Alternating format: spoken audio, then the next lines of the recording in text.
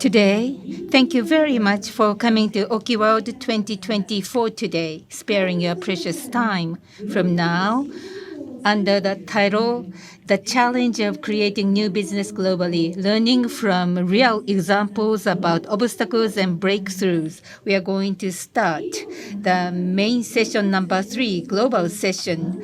Japanese companies are facing varieties of obstacles to do business overseas because the domestic successful way of doing business cannot be applied automatically overseas. In order to break through this challenge, how could we explore a global market? In this session, they are going to introduce OKI's unique global strategy using IMS to create the innovation effectively and efficiently as an organization. So from OKI, Executive Officer, Head of Global Marketing Center, Mr. Kei Kato will give us the opening speech of this session.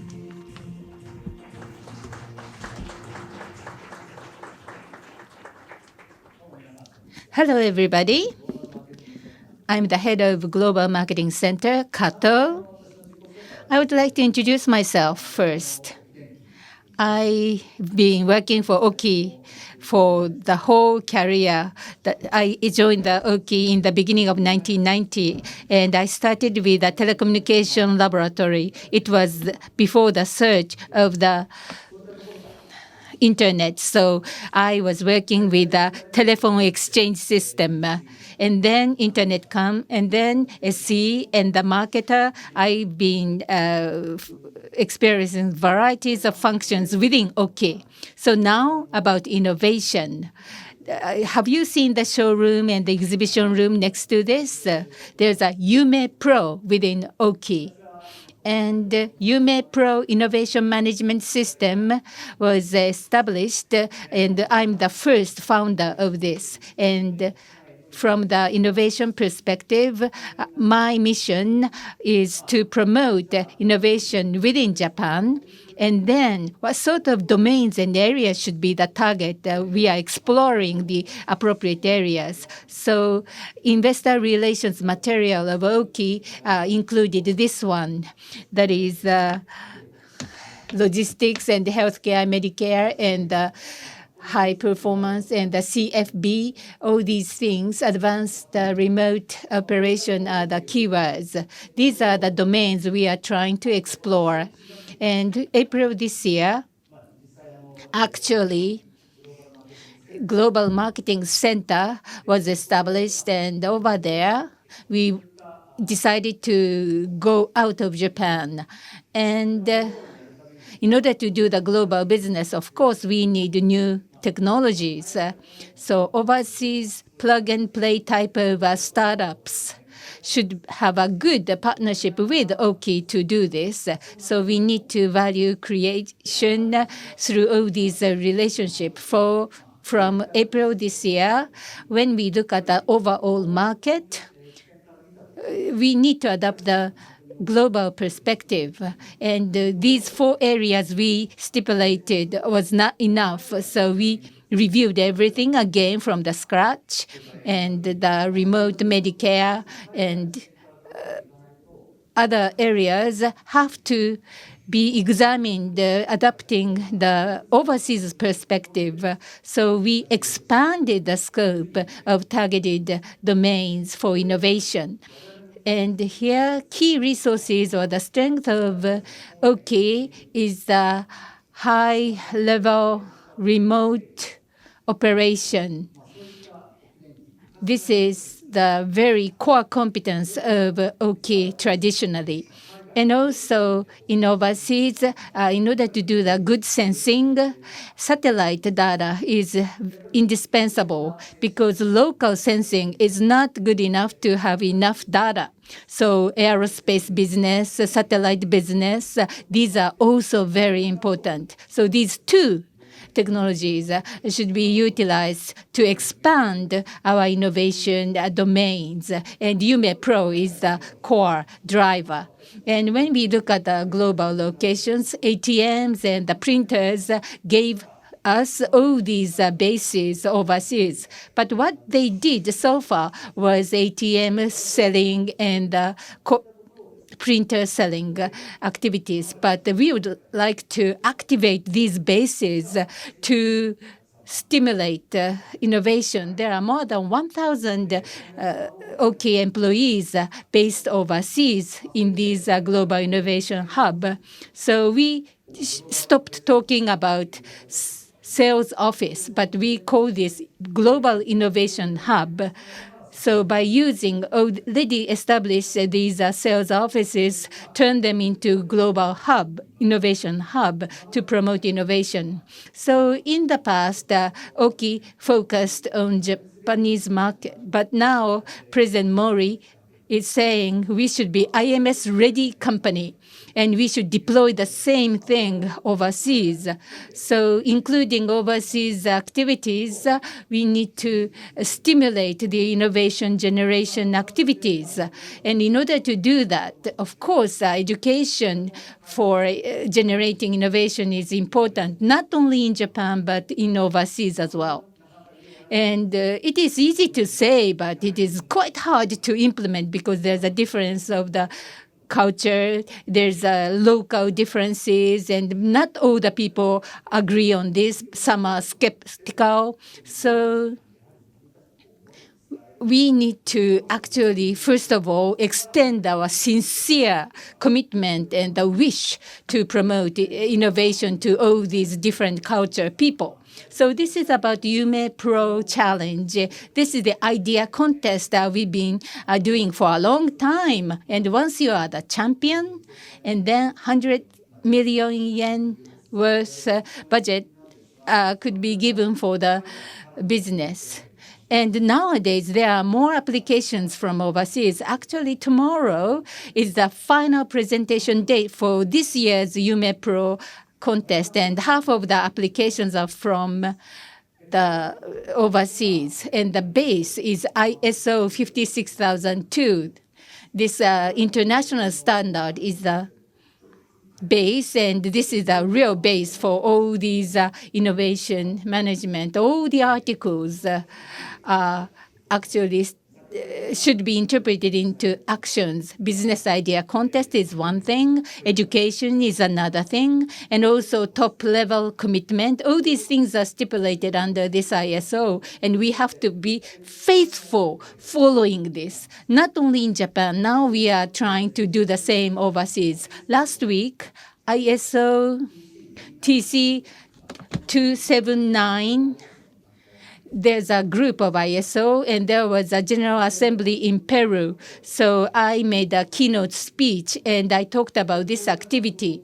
And one step by step, if you proceed all these necessary processes, well, we are not really standard company. We are the pioneer in a sense. So steady advancement of all these activities are very important. And overseas market convinced us that what we are doing is right. So, as I told you, education needs to be prevailed overseas, and we have to accelerate supporting all these things, and we need to deploy IMS further overseas. On top of that, 56,002. This is a guideline standard yet, but we've already received a certification from BSI. That means it was officially proven that OKI is complying with this standard. 56,001 was issued on September 1. It's like a 2001 quality management system. So this is now officially innovation management standard. So 56,001 is also incorporated in Yume Pro 1 so that we can promote Yume Pro further. So we are still doing trials and errors, but by identifying and clarifying the targeted new business domains, we are steadily progressing. And this is OKI's unique approach. I think each company has different sort of approach. Therefore, afterwards, there's a panel, and Sony is a sort of a pioneer in this area. So how could the innovation generated overseas should be incorporated into Japanese companies or all the European accelerators, how they are supporting companies as accelerator. All these perspectives will be explained during the panel session after my talk. They are all having the same mission and the aspiration. Please look forward to the panel discussion after this. Thank you. Thank you very much, Mr. Kato.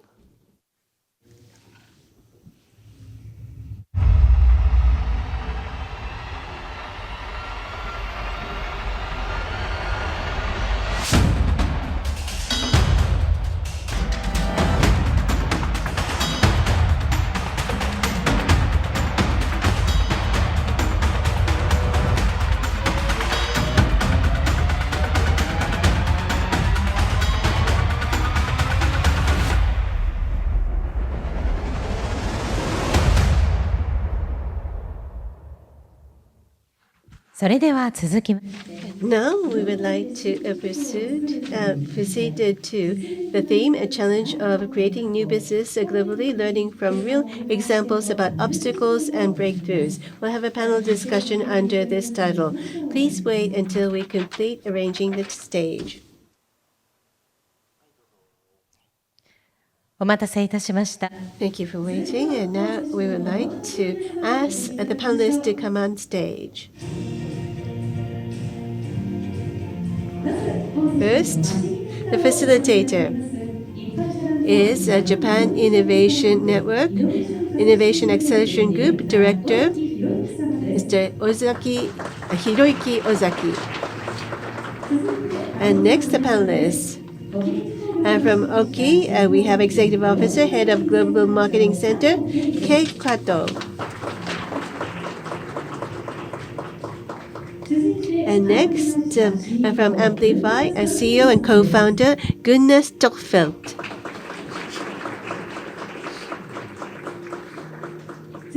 And next, from aiRikr, Managing Director, Johan Grundström Eriksson.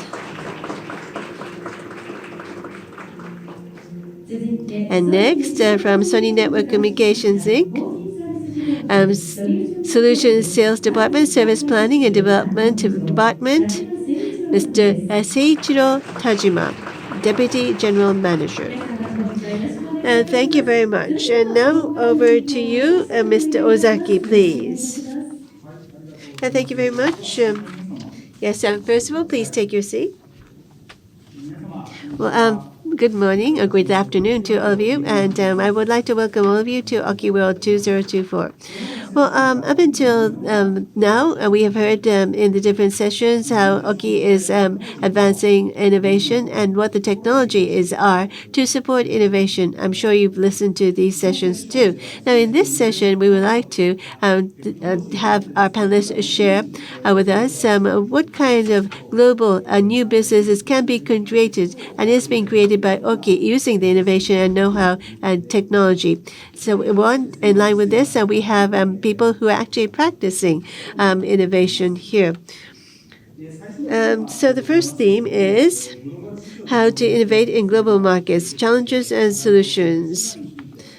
And we would like to discuss this topic. But before we proceed, I would like to ask each one of the speakers to give a short self-introduction. But before that, maybe I should kick off since I'm the facilitator. I'm from Japan Innovation Network. My name is Ozaki. To begin with, I was working for the UN, and I was engaged in the international negotiation of SDGs. But currently, as Kato-san has mentioned, I am been involved in the TC 279 of ISO. And up until last week, with Johan, I was in Peru, and I was engaged in the international negotiation there. Today, I'll be serving as a facilitator, and I would like to facilitate the conversation here. I hope to be of good support to the panelists. And I've been speaking in Japanese, but depending on who I talk with, I would switch from Japanese to English. I hope to be able to moderate in such a way. Thank you.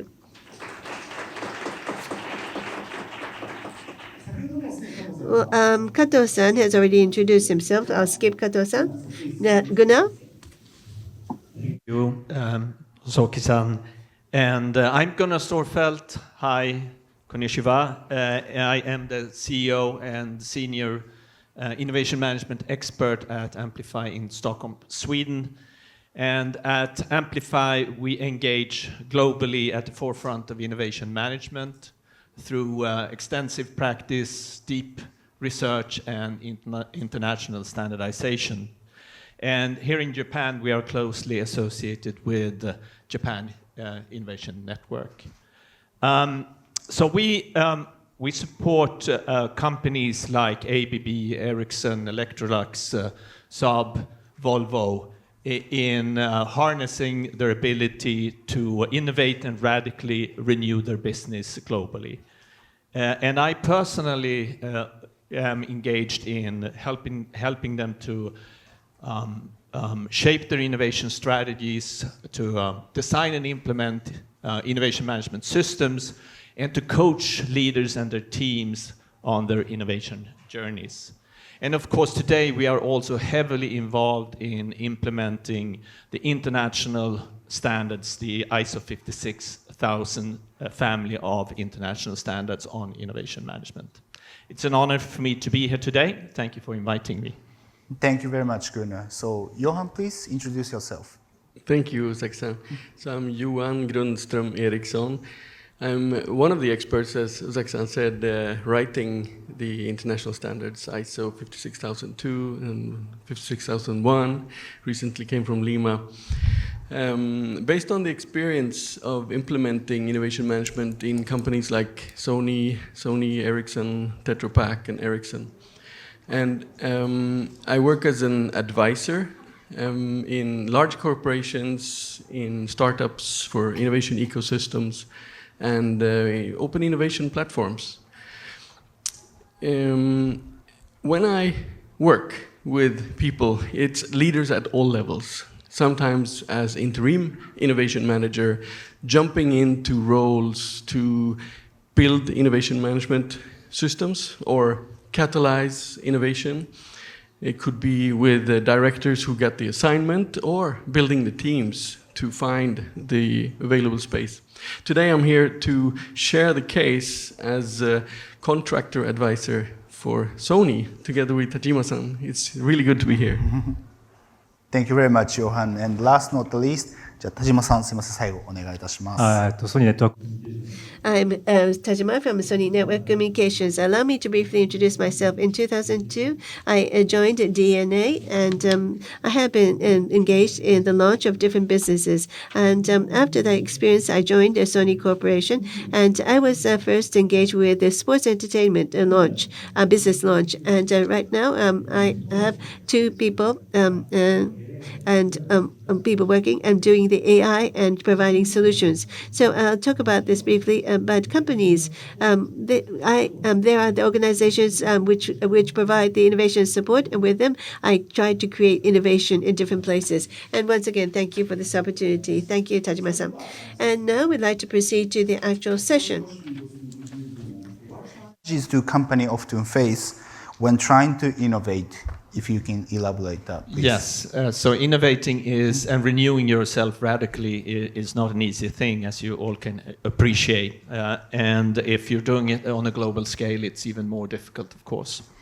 So if we just ignore for just a second the cultural, maybe political aspects on a global basis, and focus on the fundamentals and things that actually hinder companies and organizations to renew themselves.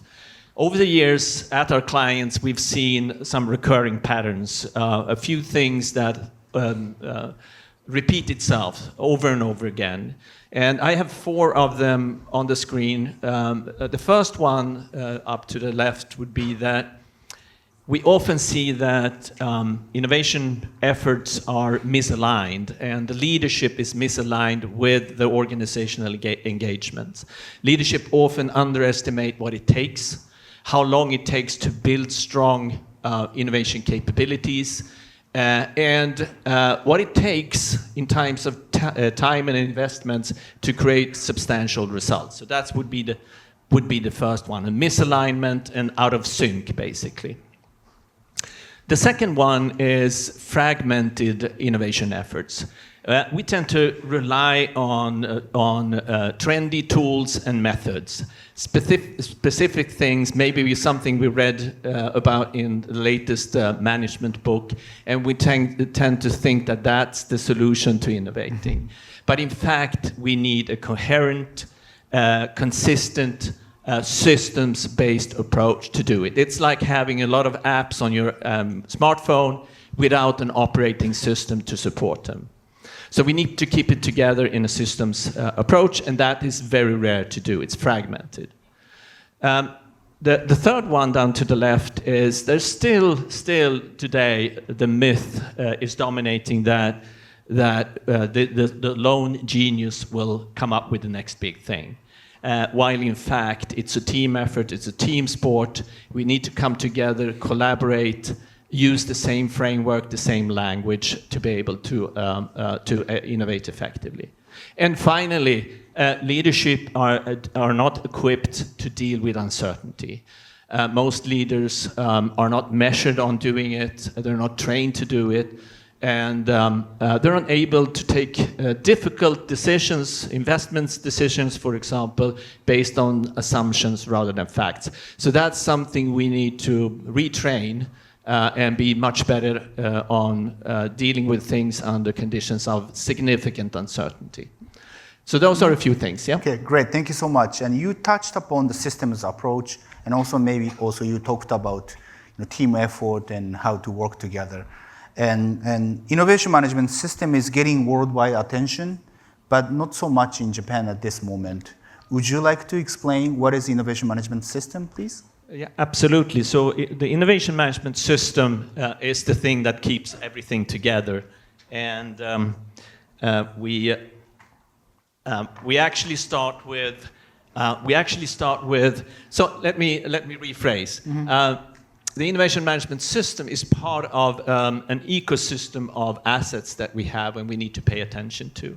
And the first one might seem rudimentary, but that's the definition of innovation and the definition of every term and thing that we use within that system. The common language, the terminology is crucial for us to be able to communicate and basically do the same thing and focus on the same thing at the same time. So the first thing we have to do often when we get out is to ask people, the leadership team, for example, how do you define innovation? And we find as many definitions as people in the room in most cases. So that is very basic, but in fact, that is crucial to focus on. So that's the first thing that the standard provides us with, a common language enabling us to collaborate. The second thing is the 8 innovation management principles that are also stated in the international standards. You can see them or view them as success factors. These principles guide us when designing, building, implementing, and running our innovation management system. And as you can see, they contain a lot of different things, like future-focused leadership, something we will talk about in a minute. Culture is another one. So there are key things that are described and providing us with guidelines. So then to the actual innovation management system, which is a structure, a framework that we can use to become more effective in our innovation efforts and increase the likelihood of success. At the core of the system, we have the operational part. That's where we are innovating. That's where the action takes place. We're moving from an intent to do something new to create new, novel values. And all the other elements, the different 7 elements in that system, is there to support those efforts. to make sure that we can increase the likelihood of success. Including having a good sense of the context, internal and external context, the leadership, the planning, support in terms of competence development, tools and methods, and so forth. And of course, then we need to also continuously evaluate and improve the system. Yeah. Great, thank you so much. So you touched upon the importance of innovation definition and also 8 principles, and also, as you can see, the framework also Kato-san touched upon previously. Thank you very much. So we have the common understanding of what we are talking about now. And the next question goes to Tajima-san. Tajima-san, グローバル市場でのイノベーション。So, Tajima-san, I know there's a successful story of Sony and Nimway is a service. Would you please talk about it? So in order to let you understand Nimway, I've brought a short video. So please take a look.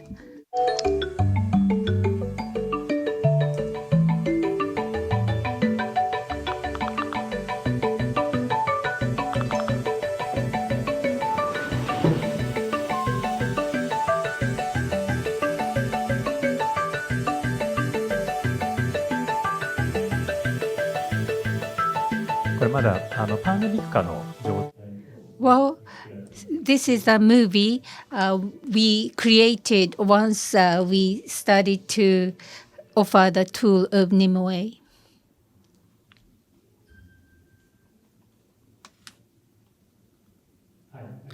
Thank you very much. So this is the simple explanation of the service. Nimway has a mobile application, and by sensors and beacons set in the office can give the information about the vacancy of the conference rooms and the areas.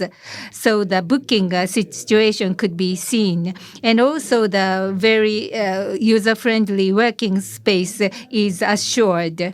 So employees can enjoy that. And by setting such a tool, Nimway, all the data could be given to the company, and then they can examine whether their space is optimally utilized or not. So this is the service we offer. Okay, thank you very much. So you talked about Nimway. Thank you. Now, Johan-san, I would like to ask you.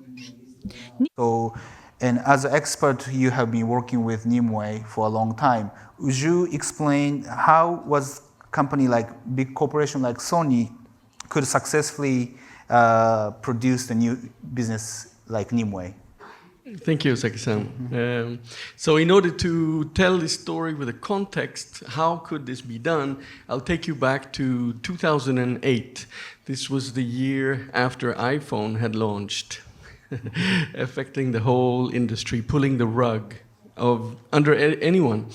So the context of Sony Nimway and IMS started with this uncertainty. What is going to happen in the mobile connectivity space after 4G?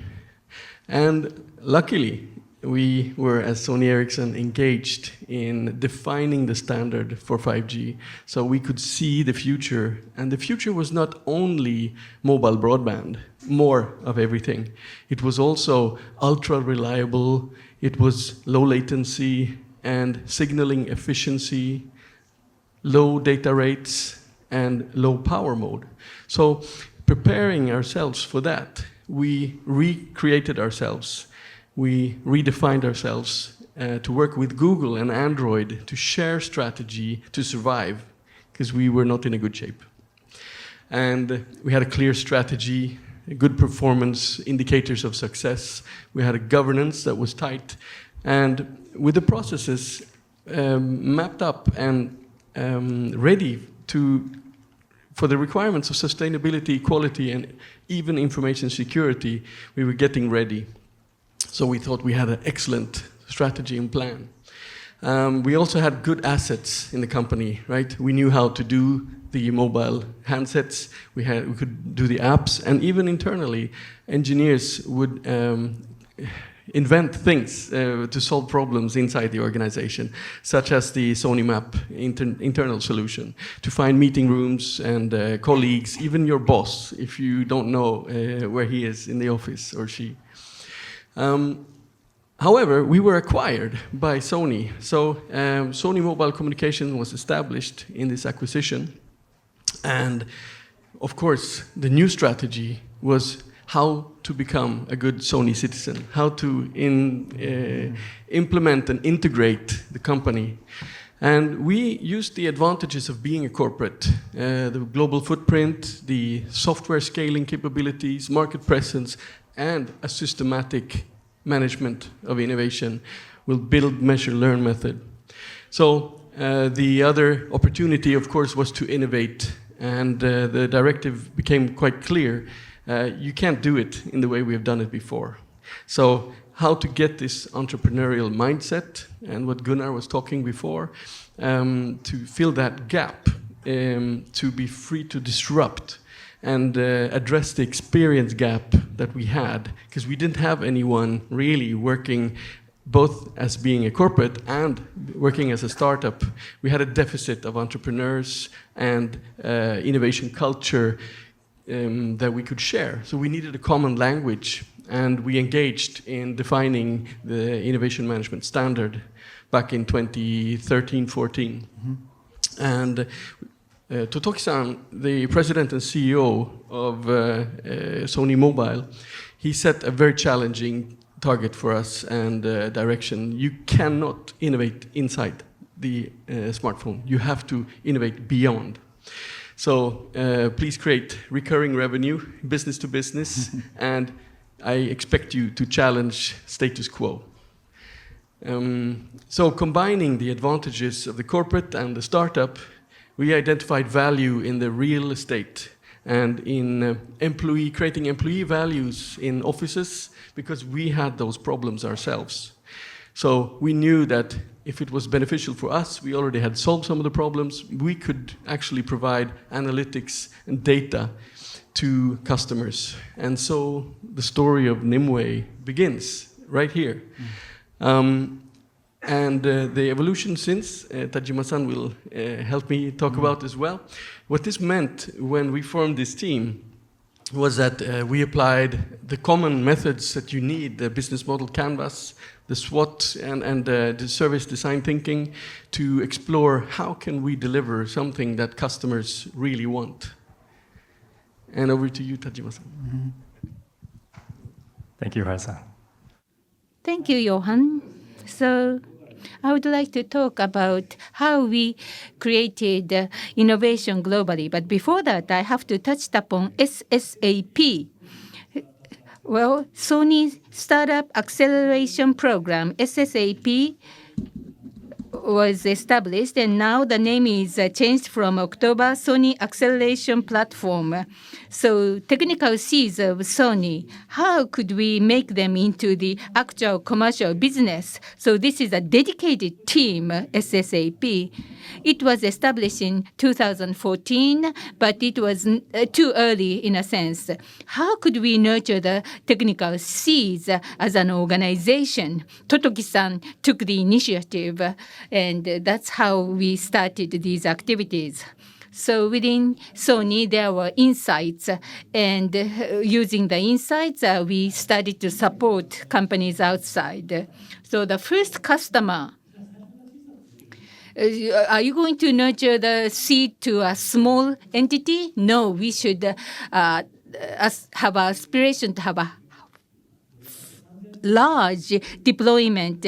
So actually, we got the contract with 52 buildings, 3,000 or more employees, users. Actually, we received IMS-based activities actually enabled us to have such a large-scale starting customer.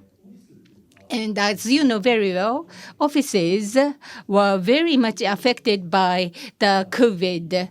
And at that time, did we give up the idea? No. Even under the pandemics, we needed to change and continue this innovation. That means social distancing was a key word. And in order to keep and make sure that employees have comfortable social distancing, Even under the COVID, we actually got the business of Nimway. And then right after pandemic, FY21, target was achieved, and I delivered the results to Totoki-san, the top. And currently, 2023, we started this in Japan, and it was not just a simple introduction of the same thing to Japan, but concept, strategy, all these things have to be communicated, first of all, with the local people. And such a close and tentative communication is important to get the right feedback from both sides. So, Nimway, currently, we are defining this as workplace ecosystem. It's not identifying vacancy or identifying the positions of the others, but it should be actually there like an air in the conference room. You are not aware of the existence, but it's so convenient to have it within 32 countries, and there are more than 100 companies introducing this. And in Japan, I'm expecting a lot to deploy this. Thank you, Tajima-san. As he mentioned, why Nimway succeeded? Well, there were 8 principles announced. Adaptability was one thing Johan mentioned, and also future focus trigger, and Totoki-san's leadership. Now he's number 2, COO of Sony Group. So at that time already he demonstrated great leadership. And after this, I would like to ask you, Kato-san, about how to engage with the top management. No, I think the top management does have a major role to play, but how should top management be involved in creating innovation? Well, global. Well, under the name of global, we are trying to carry out innovation, but still, unless we have the top management commitment, we cannot advance our innovation. To be more specific, what we did was that the president himself, he said to each of the employees that, well, he had a group of some dozens of employees. He spent 2 hours once every 2 weeks, met with them and talked with them. And this started out from 2018, and continued to do so. So, well, having dialogue does help the employees directly know about what the top management is thinking about innovation. Because if we have people in between, layers in between, they'll be indirect. And it's important to directly communicate. And the employees, they have their pains, and they can feedback, and so as to come up with solutions. Well, continuing this is very difficult, but the fact that our president continued to do so was big. And global, we're trying to, well, yes, I'm trying to promote this at the global innovation hubs overseas. So we want to, we've been doing this in Japan, but we're going to deploy this globally. And I think that this is the right way to do it. Thank you, Kato-san. And how should top management be involved in creating innovations?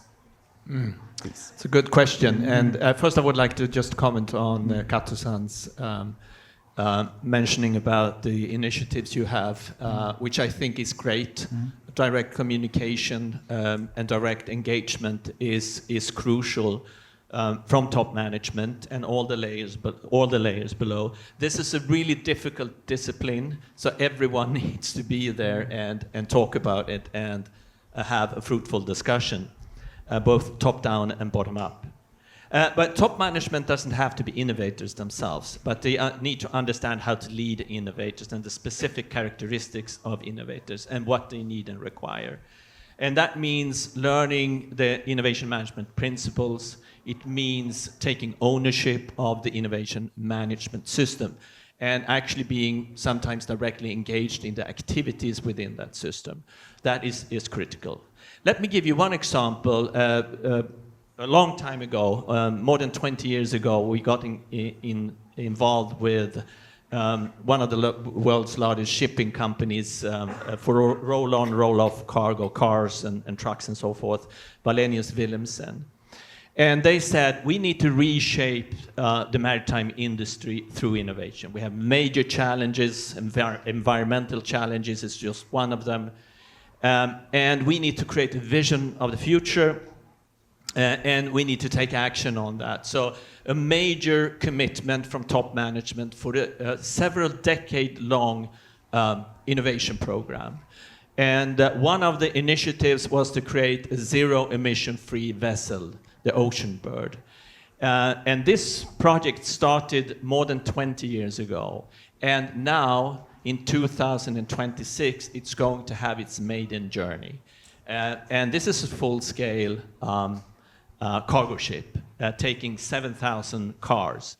And it's relying on completely new propulsion technique. Well, old new, I would say, because it's going to be a sailing vessel. But in a completely new way. And if you think of an initiative like that, that would never have happened without the strong visionary, strategic thinking behind it, and a very firm leadership commitment and engagement. So, and the standards actually outlines, and the principles outline something we call a future-focused leadership. And it points out 4 specific traits that we need to be better at as leaders if we want to lead innovation activities. So the first one would be to serve as a role model, walk the talk. So we need to be engaged. We need to be there, even if we're not innovating ourselves, but we need to be engaged and support our innovators and teams. The second thing is motivate with vision and purpose. Innovators are driven by a higher purpose. That's why they go that extra mile. So we need to provide that. We need to make sure that they are both informed and inspired to engage and contribute. Number 3, promoting seeking knowledge. Now, the innovation efforts are basically an exercise in learning new things. So we need to make sure that we can facilitate that as leaders, to make sure that people can network, meet up with others, get new perspectives, and embark on a learning journey. And the final one is to, instead of being authoritative and giving directives, we need to be more of a coach and mentor and empowering people to do their job. Leave them alone, basically, to do their thing, but be there to support them when needed. Thank you very much, Gunnar. Actually, I have another question, to you, but before that, ぜひ会場にいる皆様の Well, to the leaders, to the audience, do you think that your leaders are future-focused? Do you think that the management at your companies are like that? Well, I'm sure that there are some which are like that. Well, I'm sure that the executives here in the room too. But I think such commitment does facilitate innovation. I hope that you'll come to understand that. So would you also elaborate the Scandinavian leadership if you can, because we are from Japan here, and we'd like to know how top management in Scandinavian countries would take leadership. Right, yeah. So luckily, I would say, Scandinavian leadership is quite well aligned with this future-focused leadership as it's being defined by the standards. It is a leadership which is not hierarchical. It is quite a flat kind of leadership, transparent, based on trust, empowering people and coaching people with competence rather than being authoritative and providing direction. Consensus is very, very important in the Scandinavian leadership, which can take time and be difficult, but at the same time, when we all agree, we can move on with a joint force, so to speak. But Scandinavian leadership is just one leadership style in Europe. It might be very different in other parts of Europe. Just across the Baltic Sea in Finland, for example, they're much more direct, decisive. They would like to see more effective decision making and not so much consensus. So it's not a homogeneous kind of leadership style in Europe. Thank you. 順調に時間が押してるんですが、ちょっと今の We are pressed for time, but Kato-san, would you like to talk about this leadership? Well, I think that our style is very close to Scandinavia. I mean, we do consensus building. We attach importance to consensus building. But looking at the global innovation hubs, I think the Finnish type of leadership is also necessary. I think we want to expand our business, and there will be different people coming in. And if that happens, then I think the top management needs to talk more. Well, currently we are focused on consensus building. Thank you. Well, there was mention about the importance of top management and innovation management system having to have the top management involved. But another important thing, I think Kato-san talked about in his lecture too, but many people are thinking about quality management. そこに And then on top of that conventional quality management system, how innovation management system could be merged is a very important point. So in OKI, what sort of activities are you engaged with? Well, during my self-introduction, I started my business in the telephone exchange system, and the quality is a very important critical requirement. So actually, ISO 9001 was a very important standard. We always has had this standard as a base, and the IMS is rather different because you have a sort of a reiteration type of the process. So usually we have a waterfall cascading type of the flow with the ISO QMS 9001, but hypothesis has to be going back and forth between OKI and the customer so many times, and such a close remote communication is necessary to clarify the value and the challenges. So as you see in this diagram, overlap system is now adapted, and there will be more agile. And agile QMS, how could we enhance the performance? Well, that is what we need to discuss from now on. Thank you very much. では、Johan, sorry. So Kato-san just talked about how OKI is integrating QMS and IMS. Maybe from your experience, would you explain how Sony or Nimway has been incorporating QMS and IMS? Please. Sure, thank you. Yeah, so I think Sony overall, as a very large company, it doesn't really only have one IMS, right? It needs at least 5, 6. But the top management are more or less ticking all the boxes when it comes to how to show the commitment, the leadership style, following the principles, and then it's up to each portfolio, let's say, different organizations to implement and to do what we can see here on the screen in their own way, because typically there is a QMS that joins everyone with the lowest level of standard, but also the highest level of standard, which can be different if you are in regulated business, if you are in,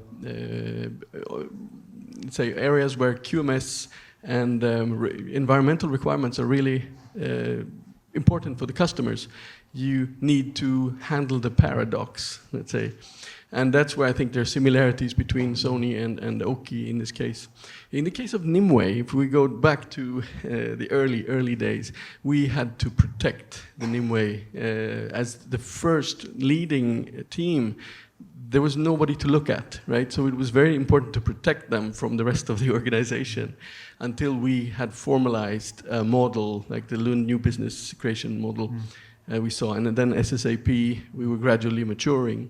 So I think in that case, the early stages to be free to pivot, to be free to test new value in the early iterative phases is exactly like on this picture. And then gradually customers required, what, are you going to put your IoT in our facilities? Then we require maturity in quality, environmental responsibility, and information security, please. Yeah. Thank you very much. ここでちょっと大きくトピックを変えて。And now I would like to change the gear a lot. Of innovation, of course, we have to understand how generative AI would be the touch point for even with innovation management system. Would you like to talk about it, please? Well, absolutely, and it's a fascinating topic, of course, and we see that the interest of utilizing generative AI in innovation efforts is basically snowballing, as we were saying in Sweden. At Amplify, we're focusing on 4 key applications of generative AI. So just want to briefly mention those. So first of all, in the innovation processes, we have started to use with our clients generative AI to boost the productivity of the innovation processes. One example could be that we can tap into vast amounts of data, new data sources, do very fast and accurate analysis and synthesis of large amounts of information and draw conclusions from that and gaining insights, which then informs us in ideation and concept building and solution development and so forth. So that's just one example where generative AI makes a huge impact to us already today, even if it's in early stages and a bit experimental, I would say, but it's definitely making a difference. The second one is helping us to design and improve our innovation management systems. So using generative AI as a knowledge base, basically. What is innovation management? How do we make it more effective? How can we improve our systems? Where do we have the gaps, the strengths and weaknesses, and doing gap analysis and coming up with recommendations for how to improve? So you can actually see it as an assistant to innovation management professionals, and giving us an innovation management professional on steroids, if you like. The third one is integrating generative AI into innovative solutions. So that would be obvious in enhancing features, functions, and so forth to create more value for the end user or customer. And finally, also very much at the beginning, but starting to use generative AI to be a bit predictive when it comes to disruption, anticipate disruption, or even be part of driving disruption of business models, value chains, and ecosystems. So that's how we apply and has begun applying generative AI today. Very good. Thank you very much. 次のクエスチョンは、加藤さんに。Next question is to Kato-san. In OKI, you are using Gen AI as well. Yes, I know what Gunnar-san is doing with Gen AI, and likely in OKI, we are using Gen AI as well within the innovation process. How could we accelerate the speed under the code name Da Vinci?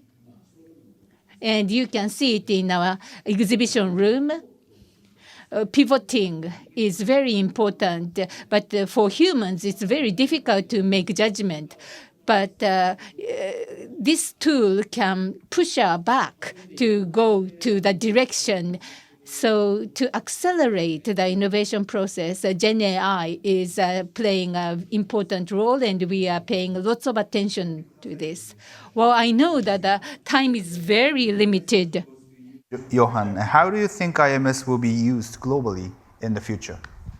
3 minutes. Thank you. 3 minutes maximum. Yeah, so I think 3 things, I think, to summarize.